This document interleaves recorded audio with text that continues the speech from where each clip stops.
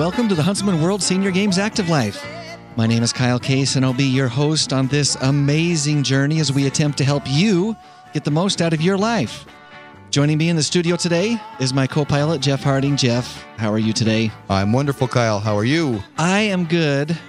Ish. All things considered. Good-ish. The all things considered is that I have my traditional fall cold. You're very consistent about getting it, too. I do. And the good thing is that I have it now instead of 2 weeks ago. That's true. Because I have had it in the middle of the games before.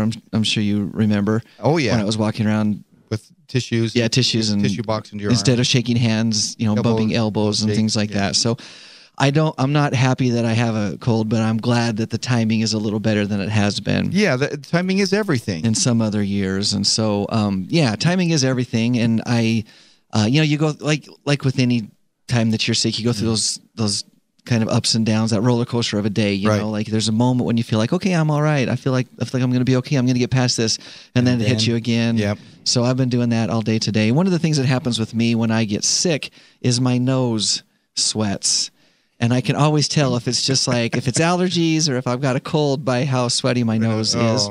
You know, I understand the same kind of thing about the dog. You feel I was going to say, there's probably some connection of some sort there, but my nose has been sweating up a storm today, so I have been sick all day. You're a sick little puppy. That's exactly what it means. That's the connection. That's exactly what it means. I have been sick. But one of the things I wanted to talk about today, they say hindsight is 20/20, has proven to be the case. And so I wanted to talk about things that you can do to avoid the common cold.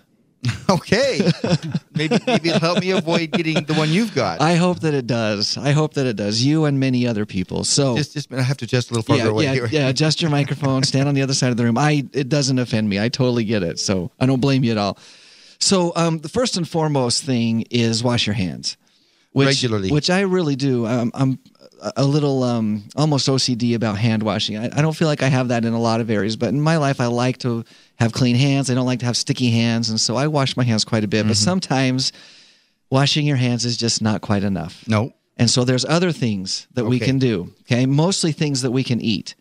At least those are the things that I found. There are things to do. I like to eat. Yeah, I thought you might like this one. So eating's always good. So one of the things that we can eat that will help us avoid the common cold. Number one, I have 5 things. Okay. Number one, mangoes. Mangoes. Yeah. And I like mangoes. I like mangoes too. I don't eat them very often, but I like them. Well, and I was going to say, I really, really like mangoes, but they're hard to eat. They're not a fruit that you can just pick up off the grocery store and eat it on your way to the car. You know? but what really helps is if you have a scoop of ice cream in the middle of it. That makes it a little easier to eat. A scoop full of ice cream helps the mango go down. Is that are those the words? Something like that. I don't think those are even close to the words. It could have been. Okay. Well, mangoes, although they're a little hard to eat, they really are good. I like them. More importantly, in this context, is they're packed with vitamins A and C. Okay. And vitamin A plays a role in immunity, and vitamin C is a powerful antioxidant. Vitamin C also helps shorten the duration of colds, they have found. Yep. Scientists have found. So it's not too late. Go out and get a mango. Well, so I haven't eaten any mangoes today, but I have been downing the vitamin C. The emergency or airborne or whatever it's called. I've been doing that, and I am hoping I can shorten the length of this one. But they found that 1 cup of mango has 75% of the vitamin C that you need for your day and 25% of your vitamin A. Maybe that's why those islanders are also healthy. It might be. They're eating mangoes. It might be. So anyway, something really good. It's tasty, and it's also good for you. Yes. Which is not always the case. No. Yeah. Number 2. Okay. Yogurt. I there was a time when somebody would offer me yogurt, and I'd just kind of do the shivers down my spine, like gross. She didn't like it. But now I eat it regularly, almost every day. So was it the taste or the texture that you didn't like? It was the thought of eating a bacteria or whatever it is. It was just the thought of how they make it. Yes. And then I realized cheese was the same thing. So so there you go. So and cheese is good.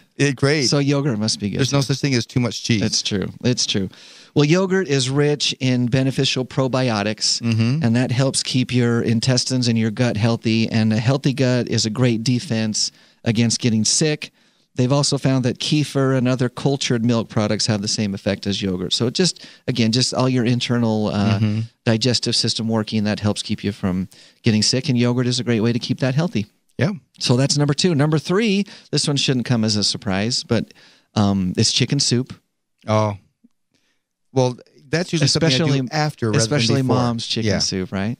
Yeah. Well, and I think that once you're sick, everybody's thoughts turn to chicken soup, at least. Whether you end up getting chicken soup or not, I don't know. But they've found that, across the planet, every culture has their own version of chicken soup. Some kind of broth made from chicken. The broth helps break up the mucus and reduces inflammation in your respiratory tract. And one of the things that they say that you want to make sure is that your chicken soup is packed with garlic, because garlic contains selenium, which is an essential trace mineral that helps prevent cell damage. Now, I don't know that I've ever known of garlic in my, it may be there, but I've never known it in my chicken soup. Yeah, and that wasn't one that I don't usually go out and find garlic the keeps garlic. vampires away, but we know that, and that's coming up. That's important coming up this week, yeah. With the Halloween season upon us, but it also apparently we know that chicken soup is good. Oh yeah, it's got all kinds of vitamins. But don't tell me the scientific reason. I want to know. It's just magic. My mom's chicken soup is magic. Your mom's chicken soup is magic. It is magic. Yeah, it's very, very tasty. So anyway, but in addition to the soup itself, I guess just garlic by itself would be okay. That would make sense if you didn't have. any need to go out socially, or so that means you should be able to eat spaghetti too, and lots of garlic, or if you have garlic in it, garlic bread. So we're just expanding the horizons here. That was number 3, 4, 5, 6, and 7. Oh, I'm sorry, I've ruined it for you. Number 4 is actually eggs.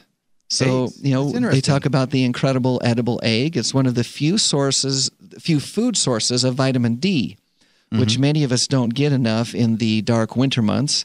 And vitamin D deficiency can leave you with a weakened immune system. So eat your eggs and make sure that you keep your yolks in. Yes. Because that is actually where the vitamin D is. And it tastes better. I personally like, fully yolked eggs. But the egg white is just white. There's no flavor. It's a little bland, huh? No flavor. So not only does it taste good, but that's also where you find your vitamin D, which is what helps your immune system, which is what helps fight off the cold, which is what we're talking about. All right, and now I think we've lost track of that just a little bit. We're just talking about our favorite dishes now. Yes, we are. And the number 5 thing that number 5. This is one that I really was happy to see on the list, and that is red meat. Okay, now I don't have a problem with that. Now we are talking. So beef, bison, and lamb are all packed with zinc, which is another trace mineral that's vital to keeping your immune system strong.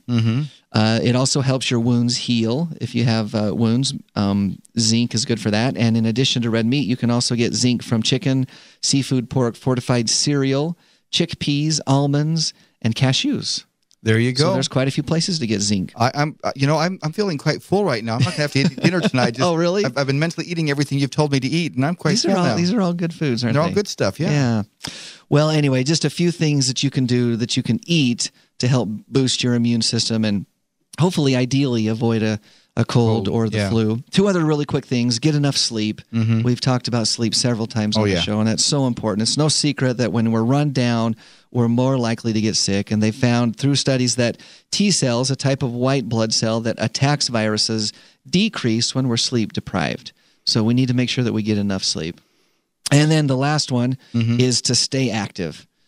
It's very easy in the shorter, colder days of winter to want to cut back on workouts. But not only is that not a good idea for your waistline, your immune system also is strengthened when you're participating in regular, moderate physical activity. It actually helps boost your immunity.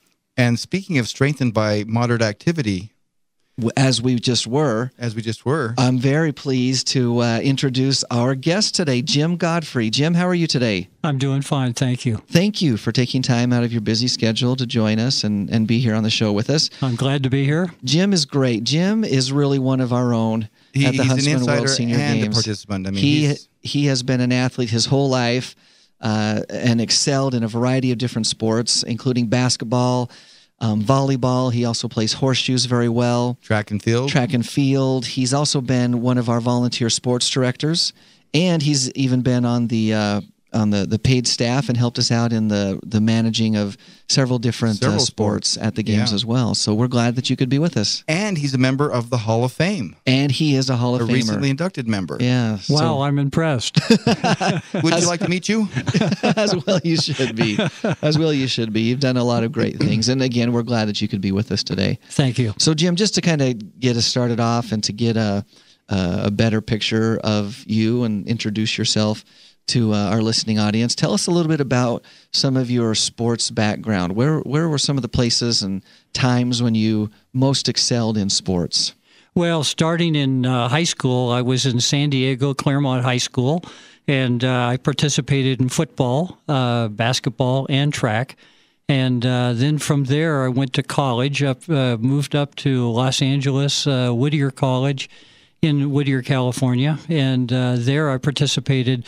I forgot the football. It was a little bit skinny, and it was just too much time. It was okay for high school, but not a different game at college. I played some basketball and track, and I did it all 4 years, actually. So you played basketball and track during your 4 years of college? Yes, I did. Oh, wow. Yeah, I actually was on a scholarship. So, and it was very busy. And my wife and I were married halfway through. So I was married, playing both sports, and I was working too. So it was a busy time for me. That is busy. I would say so. I would say so. And you actually graduated in everything. I did. Actually, I'm one of those few guys that graduated in 4 years. Well, you were a student athlete. Yeah, and being married and working. Yes. Well, that's pretty incredible, really. A pretty impressive schedule that you kept. After college, did you stay active, or did you kind of take a hiatus? I did. Well, as you know, we had our first child right after I graduated. So here I am. I'm a married guy. I've got a job now, and it's becoming harder to participate in sports. But I did play some industrial basketball. Probably for 5 or 6 years regularly. And after that, I didn't do anything probably from, I would say 35 to 50. I was active, but not on teams. Now, just for our listeners who may not be familiar with the term industrial basketball, it's going to ask that. Where you're playing for a sports league sponsored by companies. Yeah. Yes. See, I thought it was like out on the docks. Where like elbows are never called as fouls, and everybody's got kind of greasy faces. It was the same thing, but well, one thing that I have noticed over the years is how much rougher basketball has become. Yeah. Over my career of playing basketball, I'm probably responsible for about 8 teeth being on the ground. I've had of your own teeth or someone else's? Of opponents. When you're rebounding, you've got to spread your arms and grab a hold of that ball. And I remember there was one fella in an industrial team. He was guarding me, and he was a little bit uncoordinated. And I remember faking one way, and he never even went with the fake. So when I came back with my elbow, I hit his mouth. He was right there. Well, he happened to have false teeth. And it was like piano keys on the ground. It was like, everybody stopped, and we're just staring like, how did this happen? What? Now what? Oh, my. Pull out the broom and the dustpan and see what you can do. He wasn't hurt, actually, too bad. It was just my elbow probably suffered the most. Wow. Wow. So you have a pretty typical experience, at least of many of the athletes that we visit with, is they kind of start out as youth, whether it's grade school, elementary school, high school, whatever it is. You're a little bit unique in that you went ahead and played through college, which I think is fantastic. And obviously, you had some success there as well. But then it seems like life does get in the way, and sometimes, as you said, it becomes hard to stay engaged and at least physically active in organized sports. But you were a track and field athlete. Did you continue to exercise and run and things like that, or did you just really take a break? I didn't really compete in track. I probably should have, but track is one of those sports that you really have to work at it fairly regularly, and I just didn't have the time. So a lot of what I did in those in-between years is I went down to a lot of open gyms and played some volleyball. Okay. Volleyball was one of those sports I wish that it had been offered when I was in college. It wasn't, but at least for the man. That's right. I mean, it was for the women, but not for the man. Yeah. So when I had a chance as a senior, when I was getting into my 50s, to play, it was like, man, it was just like playtime. It was great. I loved it. That's awesome. Speaking of volleyball, and I heard that Wilt Chamberlain was a better volleyball player than he was a basketball player, but he could make money playing basketball. He couldn't make money playing volleyball. Actually, I read that he wasn't. He was. Here I'm spreading lies, and you're correcting me. I've got an interesting book at home, but the thing about Wilt Chamberlain is his incredible strength. Somebody told me that at the beach one time he was able to grab a hold of one of those post that was in the sand and actually grab it and lift it out. Wow. Wow. And of course, they put him on the front line and he could really spike, but as far as passing and setting, he just couldn't. He didn't have the finesse. No, he didn't. Well, if you're just joining us, you're listening to the Huntsman World Senior Games Active Life, and we are visiting with Jim Godrey, who has had really quite an impressive sports career. And as I mentioned at the beginning, he's also been very involved with the Huntsman World Senior Games at a volunteer and at a staff level, and just recently inducted this year into the Huntsman World Senior Games Hall of Fame. And you were just talking about volleyball. When you got volleyball is, of course, one of the biggest sports that we offer at the Huntsman World Senior Games. When you became introduced to the games and started to play as an athlete before you ever became a volunteer, was it volleyball that brought you into the games, or was it something else? It was volleyball. In fact, it was 1998 that we came. One of the guys on our team was familiar with this area, and he encouraged us all to come to the games, and so we did. In those days, we didn't have the Dixie Center, so we were at the various high schools. Right. And I remember our first opponent, really good rival, were the Germans. And we had really some good matches. In fact, over the years, we probably about 3 or 4 years in a row ended up playing them, and we had some phenomenal close matches. That's fun. That's fun. So 1998 would have been really one of the first years that volleyball was offered at the games. It was still pretty new and in its infancy. Maybe not the very first year, but it was towards the beginning of volleyball history at the games. My guess is that they may have had maybe 50 teams at the most playing at that time, and I know they're almost up to 200 teams now that sign up. And in the 1999, we didn't come because we went to the National Senior Olympics and we competed in Orlando, and then after that, we came every year. Wow. Here. And so you were not from this area at the time? No, not at all. In fact, St. George is commonly, for most people, you've mentioned St. George, they stop for gas and a meal on their way through. And if they come through in the summertime, it's warm. Yeah. And so, but once we got here, it was just amazing. I call it almost a hub city because, in every direction you can find all kinds of outdoor activities and so forth. And since moving here, we bought a Jeep and we go out regularly and explore some of the dirt roads. You've taken advantage. Oh, we have. Great. So you come to the games the first year on a volleyball team, and as you kind of mentioned, you fell in love with the area, ultimately moved here, which not everyone has done yet, but they're in the process. There's just two types of people in the world: those that have moved to St. George and those that are going to. That are on their way, right? Yeah. So you eventually moved here. How many years did you play volleyball at the games? I'd have to look. I believe it was about 7 years that we played, and after the rivalry with the German group, it seemed like it was taken over by the Outback team, and we had some incredible matches with them as well. Where are they from? I think they're from all over, but it's Outback Steakhouse that sponsors I knew them. who the sponsor was, but it seemed like they were from California, but I just couldn't remember. Well, some of them are, but I think the guys are from all over. Mm-hmm. Yeah. So you played for a number of years, volleyball. Did you also compete in track and field right off the bat, or did that come later? I really didn't. My only experience with track and field since college was at Pasadena, probably about 1997 or so, and I decided, I think I can do this. This is kind of fun. I can do this. But I realized right away my knees were really hurting me, and so. But, with a little bit of ibuprofen and so forth, you feel young again. But so I'm warming up. This commercial message brought to you by ibuprofen. Anyhow, so I entered in the 50-meter and the 100-meter. These are sprinting events. Yeah, and they ran them, the 50, I think it was like in the middle of the meet. And I had a real funny experience. So I get in the blocks, and they're on the tartan track.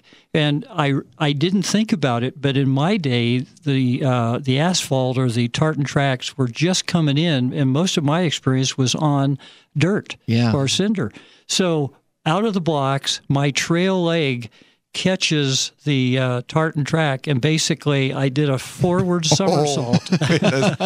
Oh my goodness.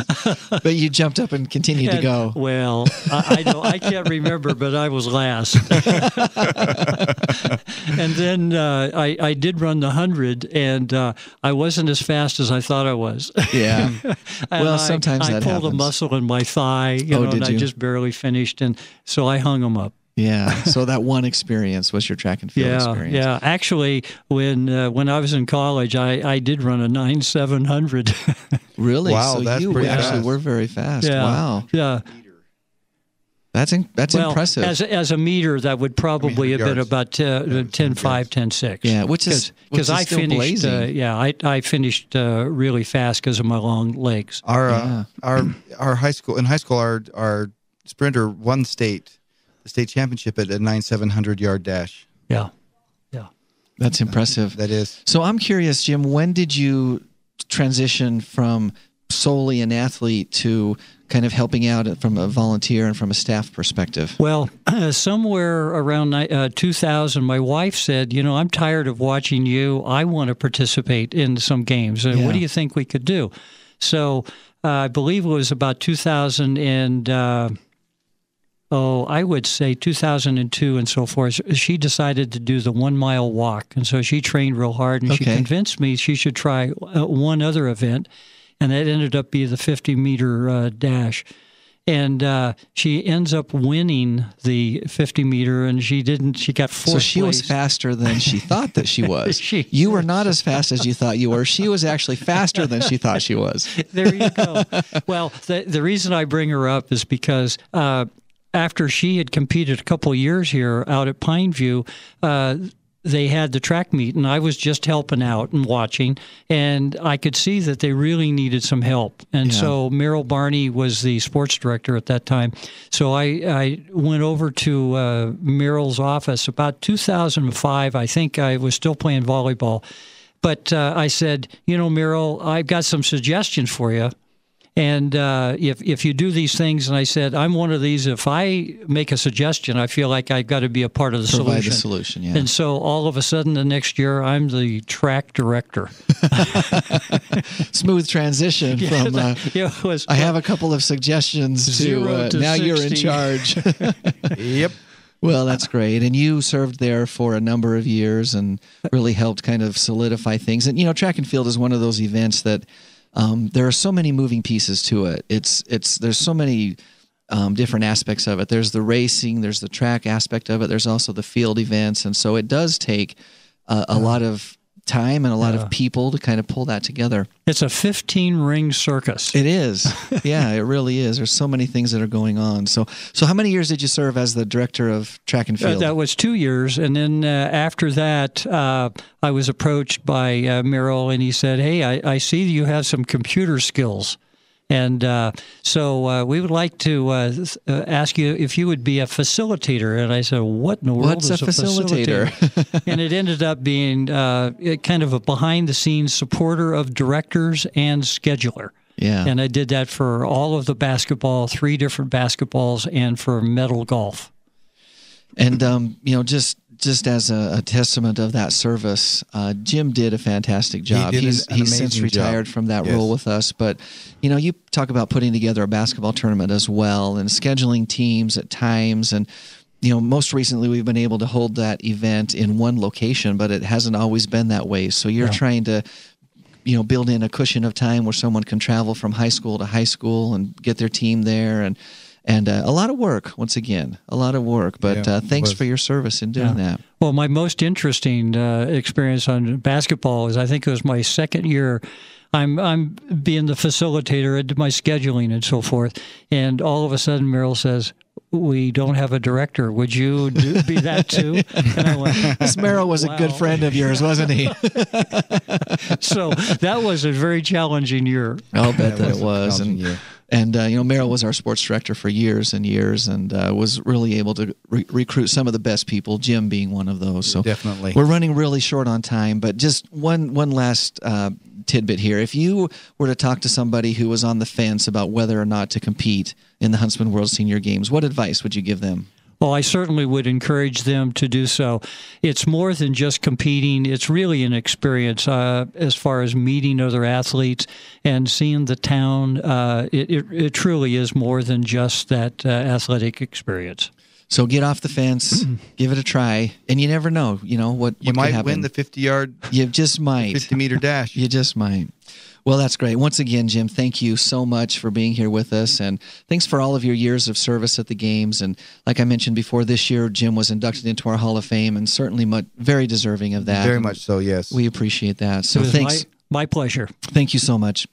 If you're wondering about the results at the Huntsman World Senior Games, and since the games are over, some people might be wondering about the results, you can find that and more at our website, which is www.seniorgames.net. We want to invite you to tune in next and every Thursday at 4:30 p.m. Mountain Time on AM 1450 or FM 93.1 for the Huntsman World Senior Games Active Life. And for those of you outside the area, you can find this and other podcasts once again at seniorgames.net. Here's our inspirational thought for the day, Jeff. Okay. The only person you should try to be better than is the person you were yesterday. I can agree with that. Until next Thursday, stay active. Bye, everyone.